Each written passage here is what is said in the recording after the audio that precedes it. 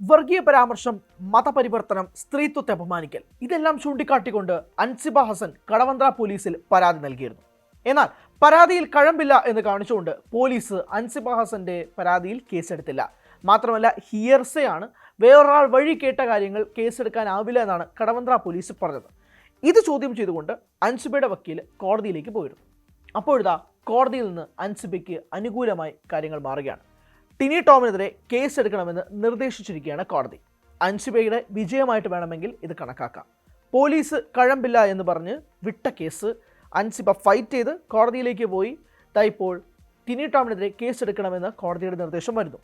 അത് ഈ മതപരിവർത്തനവുമായി ബന്ധപ്പെട്ടുണ്ട്, സ്ത്രീത്വത്തെ അപമാനിക്കലുമായി ബന്ധപ്പെട്ടൊക്കെ ഉള്ളതായിട്ടാണ്. അതെല്ലാം ബന്ധപ്പെട്ട് കേസെടുക്കണമെന്നാണ് കോടതിയുടെ നിർദ്ദേശം. ഇതുമായി ബന്ധപ്പെട്ട് നടന്ന കാര്യങ്ങൾ ഒരുപാടുണ്ട്. അതായത് ഈ അമ്മ എക്സിക്യൂട്ടീവ് യോഗത്തിലേക്ക്, അതായത് അൻസിബ ഉൾപ്പെടെയുള്ള ആളുകൾ തലപ്പത്തിലേക്ക് വന്നത് ഏകദേശം 10-11 മാസങ്ങൾക്ക് മുമ്പാണ്.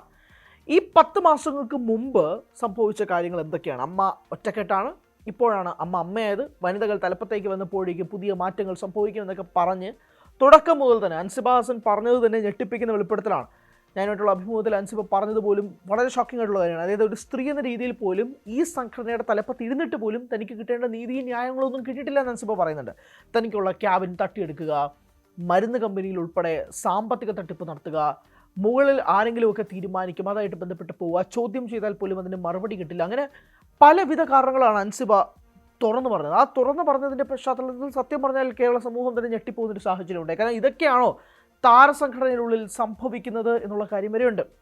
അൻസിബ അതിനുശേഷം മാധ്യമങ്ങളോടൊക്കെ വന്ന് സംസാരിക്കുന്ന സമയത്ത് ഓരോ തവണ ഇപ്പോൾ പോലീസ് സ്റ്റേഷനിൽ നിന്ന് പുറത്തുനിന്നായിക്കോട്ടെ, അല്ലെങ്കിൽ ഓരോ തവണയും അൻസിബയോട് ചോദിക്കുമ്പോൾ പോലും പല ഞെട്ടിക്കുന്ന ആരോപണങ്ങളാണ് പുറത്തു വരുന്നത്. ഈ ജോയിന്റ് സെക്രട്ടറി സ്ഥാനം രാജിവെച്ചുകൊണ്ട് അൻസിബ ഹസൻ പുറത്തു വരുമ്പോൾ പോലും ടിനി ടോമിനെതിരായ അധിക്ഷേപമാണ് അൻസിബ പറയുന്നത്. അതായത് ടിനി ടോം തന്നെ പലവിധ കാര്യങ്ങൾ കൊണ്ട് പറഞ്ഞു. മതപരിവർത്തനം പറയുന്നു, ടിനി ടോമിൻ്റെ ഡ്രൈവറിനെ മതം മാറ്റാൻ വേണ്ടിയിട്ടുള്ള പരിപാടികൾ നടത്തിയത് ഉൾപ്പെടെയുള്ള കാര്യങ്ങൾ സൂചിപ്പിച്ചു. സ്ത്രീത്വത്തെ അപമാനിക്കുന്നതുമായി ബന്ധപ്പെട്ടുള്ള കാര്യങ്ങൾ നടത്തി.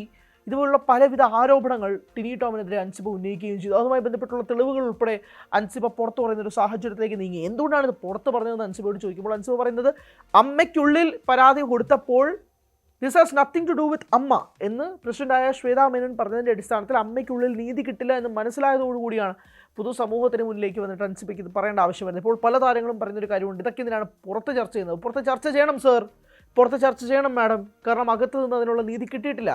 അകത്ത് നിന്ന് നീതി കിട്ടിയിട്ടില്ലെങ്കിൽ മിണ്ടാതിരിക്കാൻ കഴിയില്ലല്ലോ. സ്വാഭാവികമായിട്ടും ഫൈറ്റ് ചെയ്യണം, ജസ്റ്റിസിന് വേണ്ടിയിട്ട് പോരാടണം. അത് തന്നെയാണ് അൻസിബ ഇപ്പോഴും ചെയ്തുകൊണ്ടേയിരിക്കുന്നത്. ആ പോരാട്ടം എങ്ങും എത്തിയിട്ടില്ല എന്ന് പറയട്ടെ, കാരണം കേസ് എടുക്കാൻ പോകുന്നതേ ഉള്ളൂ.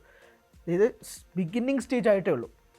കാരണം ആ ബിഗിന്നിങ് സ്റ്റേജിൽ എത്താൻ വേണ്ടി എത്രയധികം പോരാട്ടങ്ങളിലൂടെ അൻസിബ പോയി എന്നുള്ളത് കേരള സമൂഹം മൊത്തം സാക്ഷികളുമാണ്. അതിനിടയിലാണ് ഇപ്പോൾ ഈ ഒരു പ്രശ്നവുമായി ബന്ധപ്പെട്ട് നിൽക്കുന്നത്. ഇപ്പം ടിനി ടോം അതിനിടയിൽ പറഞ്ഞൊരു കാര്യം, ഇപ്പോൾ അമ്മ എക്സിക്യൂട്ടീവ് യോഗത്തിൻ്റെ വാട്സാപ്പ് ഗ്രൂപ്പുണ്ട്, ആ ഗ്രൂപ്പിൽ ഉൾപ്പെടെ ഡബിൾ ഡാഡി സിൻഡ്രോം എന്നുള്ള വാക്കുകൾ വരെ അൻസിബ ഹസനെതിരെ ഉപയോഗിക്കുന്നു. അതിനുള്ള തെളിവുകൾ വരെ അൻസിബയുടെ കൈവശമുണ്ട് എന്നുള്ളതാണ് മനസ്സിലാക്കുന്നത്. എന്തായാലും കടവന്ത്ര പോലീസിനോട് കേസെടുക്കാൻ ഇപ്പോൾ കോടതി നിർദ്ദേശിക്കുകയാണ്. അതായത് അൻസിബ ഹസൻ്റെ പരാതി കേസാക്കാൻ പറ്റില്ല എന്ന് പറഞ്ഞ അതേ കടവന്ത്ര പോലീസാണ് ഇപ്പോൾ കോടതിയുടെ നിർദ്ദേശപ്രകാരം കേസെടുക്കാൻ വേണ്ടി പോകുന്നത് എന്നുള്ളതാണ് മനസ്സിലാകുന്നത്. ജൂൺ 1-നാണ് അൻസിബ പരാതി നൽകുന്നത്. ടിനി ടോം തുടർച്ചയായ അപവാദ പ്രചരണം നടത്തുന്നുണ്ടെന്നായിരുന്നു അൻസിബയുടെ ആരോപണം. ടിനി ടോമിൻ്റെ ഡ്രൈവറെ മതം മാറ്റാൻ വേണ്ടി ശ്രമിച്ചു എന്നും തന്നെയും കുടുംബത്തെയും വേട്ടയാടാൻ ശ്രമിച്ചു എന്ന് വരെ അൻസിബ പറയുന്നത്. ടിനി ടോം തന്നെയും കുടുംബത്തെയും വേട്ടയാടാൻ വരെ ശ്രമിച്ചു എന്നാണ് അൻസിബ പറയുന്നത്. താൻ കടുത്ത മാനസിക പീഡനത്തിന് ഇരയാണെന്നും ടിനി ടോമിൻ്റെ ഇത് സ്ത്രീത്വത്തെ അപമാനിക്കുന്ന പെരുമാറ്റമാണെന്നുമാണ് അൻസിബ പരാതിയിൽ ആരോപിക്കുന്നത്. അതായത് കടവന്ത്ര പോലീസിന് അവിടെ ആദ്യം പരാതി പറഞ്ഞപ്പോൾ പറയുന്നത്. പക്ഷേ പോലീസിൻ്റെ മറുപടി അൻസിബയുടെ പരാതിയിൽ കഴമ്പേയില്ല എന്നതായിരുന്നു. കേട്ടുകേൾവിയുടെ അടിസ്ഥാനത്തിൽ കേസെടുക്കാൻ സാധിക്കില്ല എന്നുമാണ് കടവന്ത്ര പോലീസ് ACPക്ക് റിപ്പോർട്ട് നൽകിയത്. അങ്ങനെയാണ് ടിനി ടോം, അമ്മയുടെ ഭാരവാഹിയായ ശ്വേതാ മേനോൻ, ലക്ഷ്മിപ്രിയ എന്നിവർ ആരോപണങ്ങൾ നിഷേധിച്ച് മൊഴി നൽകുകയും ചെയ്യുന്ന സാഹചര്യം. അതായത് വിളിപ്പിച്ചപ്പോൾ ഇവർ 3 പേരും, അതായത് ടിനി ടോം, ലക്ഷ്മിപ്രിയ, ശ്വേതാ മേനോൻ, ഇവർ 3 പേരും ഇതൊന്നുമില്ല എന്നുള്ള രീതിയിൽ നിഷേധിക്കുകയും ചെയ്തിരുന്നു. ഇതോടെയാണ് അൻസിബ കോടതിയെ സമീപിക്കുന്നത്. ആ കോടതിയെ സമീപിക്കുന്നതോടുകൂടിയാണ് കോടതി അൻസിബയ്ക്ക് അനുകൂലമായിട്ട് ടിനി ടോമിനെതിരെ കേസെടുക്കണമെന്ന ആവശ്യം കടവന്ത്ര പോലീസ് മുന്നോട്ട് വെച്ചു. ഇതാണ് ഇതുവരെയുള്ള സംഭവ വികാസങ്ങൾ നമുക്ക് അറിയാൻ കഴിയുന്നത്. അതിനിടയിലാണ് ഇപ്പോൾ നീന കുറുപ്പ് വഴിയാണ് ഈ കാര്യങ്ങൾ അറിഞ്ഞതെന്നാണ് അൻസിബ പറയുന്നത്. ഇത് ഹിയർസിയാണ്. ഇത് നീന കുറുപ്പ് പറഞ്ഞു ടിനി ടോം ഇങ്ങനെ പറഞ്ഞു എന്നുള്ളതാണ് അൻസിബ ഹസൻ പറയുന്നത്. അൻസിബ ഡയറക്ട്ലി കേട്ടിട്ടില്ല. അപ്പോൾ അതിൻ്റെ സാഹചര്യത്തിലാണ് ആദ്യം ഇത് കഴമ്പില്ല, ഇത് കേസെടുക്കാൻ കഴിയില്ല എന്ന് കടവന്ത്ര പോലീസ് പറയുന്നത്. പക്ഷേ കോടതിയുടെ നിർദ്ദേശപ്രകാരം ഇനിയിപ്പോൾ കേസെടുക്കാതെ വേറെ വഴിയില്ല. അപ്പോൾ ടിനി ടോമിന് സ്വാഭാവികമായിട്ടും ഇത് കൂടുതൽ കുരുക്കിലേക്ക് ടിനി ടോം നീങ്ങുമെന്ന കാര്യത്തിലും തർക്കമൊന്നുമില്ല. അപ്പോൾ ഞാൻ പറയുന്നത് ഇതിലേക്ക് നീങ്ങാനുള്ള സാഹചര്യം എങ്ങനെയാണ് ഉണ്ടായത്? ഇത്രയും ഫൈറ്റ് ചെയ്യേണ്ടി വന്നു ഒന്ന് കേസെടുപ്പിക്കാൻ. അതാണല്ലോ ഇവിടുത്തെ പ്രശ്നം. അതായത് FIR ഇട്ട് കേസെടുക്കാൻ വേണ്ടിയിട്ടുള്ള സമയത്തെക്കുറിച്ചാണ് പറയുന്നത്. ഇപ്പം നമ്മൾ ജനങ്ങൾക്ക് മുന്നിലേക്ക് അൻസിബ വരുന്നത് ഏകദേശം കഴിഞ്ഞ മാസമാണ്.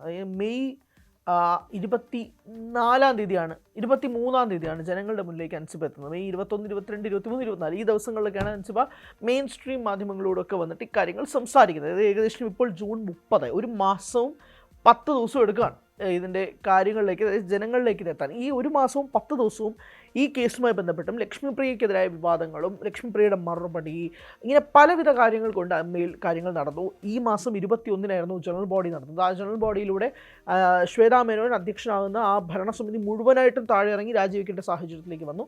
ഇങ്ങനെ പലവിധ സംഭവ വികാസങ്ങൾ നടന്നു. അതിനിടയിൽ അഡ്ഹോക് കമ്മിറ്റി രൂപീകരിക്കുന്നു.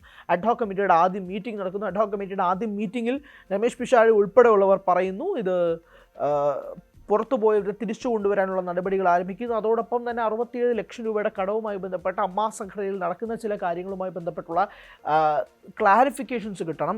ഉണ്ണി ശോഭാരൻ ട്രഷറർ ഇതുമായി ബന്ധപ്പെട്ട് ഒന്നും അറിയില്ല എന്നും, ഇതെല്ലാം ബാബുരാജിൻ്റെ ഭരണസമിതിയിൽ ഉണ്ടായിരുന്ന സമയത്ത് ഉണ്ടായ ചില കണക്കുകളുടെ പ്രശ്നമെന്നുമാണ് ശ്വേതാ മേനോൻ പറയുന്നത്. അങ്ങനെ പരസ്പരം അങ്ങോട്ടും ഇങ്ങോട്ടുള്ള ഭരണസമിതികൾ തമ്മിലുള്ള തർക്കങ്ങളും കാര്യങ്ങളൊക്കെ നിലനിൽക്കുകയാണ്. അതോടൊപ്പം തന്നെയാണ് അൻസിബ ചില കാര്യങ്ങൾ കൂടി വെളിപ്പെടുത്തിയത്. നമ്മുടെ അഭിമുഖത്തിലാണ് അത് വെളിപ്പെടുത്തിയത്. അതായത് ലക്ഷറി കാറ്ററിംഗ് സർവീസുകൾ, അതായത് 17 അംഗ ഭരണസമിതിക്ക് മാത്രം മീറ്റിംഗ് വയ്ക്കുമ്പോൾ ലക്ഷറി കാറ്ററിംഗ് സർവീസ് നടത്തിയെടുക്കുക, അങ്ങനെ ലാവിഷായിക്കൊണ്ട് നടത്താൻ ശ്രമിക്കുക, വരവ് ചെലവ് കണക്കുകളിലുള്ള സ്വാഭാവികത, ഇതുപോലുള്ള പല കാര്യങ്ങളും ചോദ്യം ചെയ്തിരുന്നു.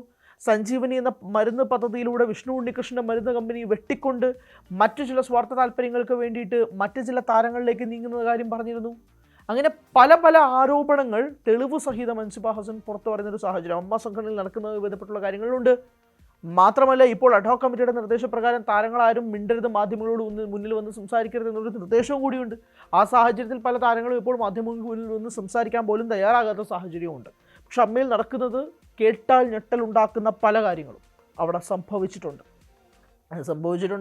അതിൻ്റെ തെളിവ് സഹിതം പുറത്തുമുണ്ട്. അങ്ങനെ നിൽക്കുന്ന ഘട്ടത്തിലൂടെയാണ് അമ്മ സംഘടന മുന്നോട്ട് പോകുന്നത്.